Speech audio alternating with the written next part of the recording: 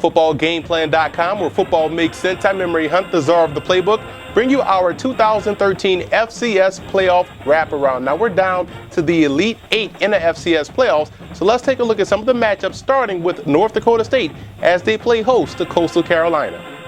Coastal Carolina travels to Fargo, North Dakota to take on the Bison of North Dakota State. And here's some coaching points for both teams in this matchup. For Coastal Carolina, the offensive line has to be able to win up front. You look at their guards, Jamie Cheatwood, 6'5", 330, Mo Ashley, 6'4", 320, and center Kevin Hart, who's 260 pounds. If they can win up front, they can really run the football, and that allows them to operate off play action. And they want to start working the tight ends in the passing game early. That'll help them own the middle of the field and open things up on the outside for those wide receivers.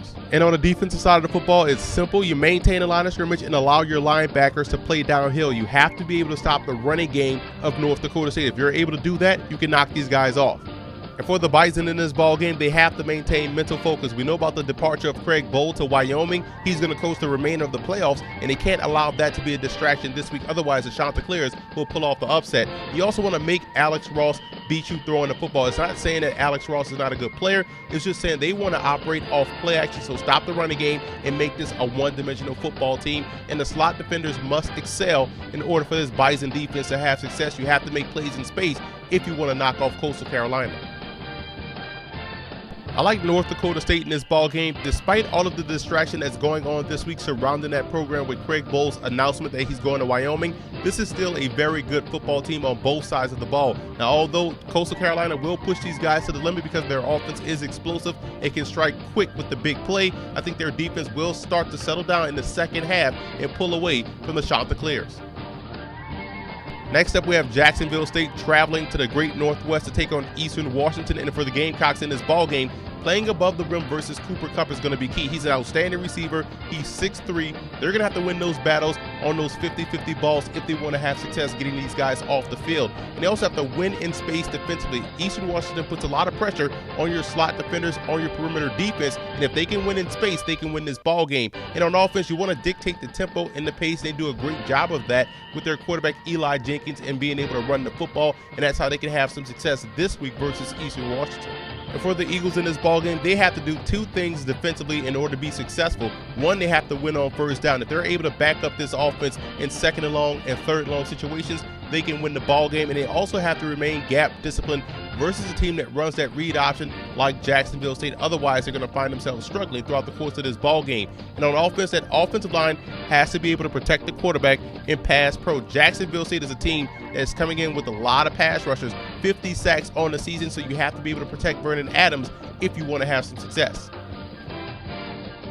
I like Eastern Washington in this ballgame. I like what I saw last week from the Eagles as they knocked off South Dakota State. They slowed down Zach Zinner in that Jackrabbit ground game. They're going to see a heavy dose of the running game this week versus Jacksonville State. So I think that defense will once again step up to the plate, get these guys off the field, and put the ball back in the hands of their outstanding quarterback, Vernon Adams.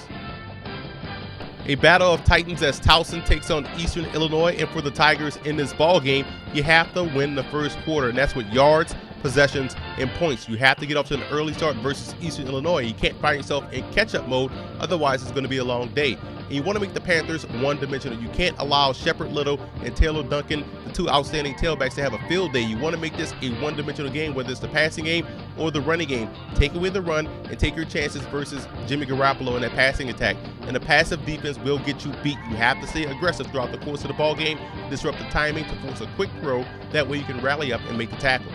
And for the Panthers in this ball game, the full court press has to be in effect both on offense and defense. You have to keep that pressure on that Towson football team if you want to knock off the Tigers and move on. And you can't fall asleep defensively. It's easy for a team that runs a football like Towson to hit big plays in the passing game because they lull you to sleep defensively, and that way they take those deep shots down the field. And you have to generate a big play in the special teams department. Try to win every facet of the game to knock off the Tigers and move on to the Final Four. I like Eastern Illinois in this ballgame. This is a football team that has one goal in mind, and that's getting to Frisco, Texas, and winning the national championship. And their play on the field has backed up those claims. Dino Babers has done a great job coaching this football team. They're explosive on offense, and they're dominating on defense. So I think they'll continue that trend this week versus a very good football team in Towson. And finally, we have New Hampshire traveling to Hammond, Louisiana to take on the Southeastern Louisiana Lions. And for the Wildcats in this ballgame, defensively, you want to switch up your responsibilities versus this read option attack. You want to have your defensive ends play the run every time while your linebackers play the quarterback, and that way you can have some success. You also want to get tight end Harold Spears involved early. It opens up the field, it expands that defense, and that way you'll be able to take advantage of the individual matchups. You want to play physical on the corners against these wide receivers. Throw off the timing of the passing game and also have your corners be in better position to play the run. And for the Lions in this ball game, offensively, the battle that they have to win is between their wide receiver Tony McCray and cornerback Casey DeAndre. DeAndre is the best defensive back they have on New Hampshire's roster. He does a great job in man-to-man coverage, but that's a battle Southeastern will have to win throughout the course of this ball game.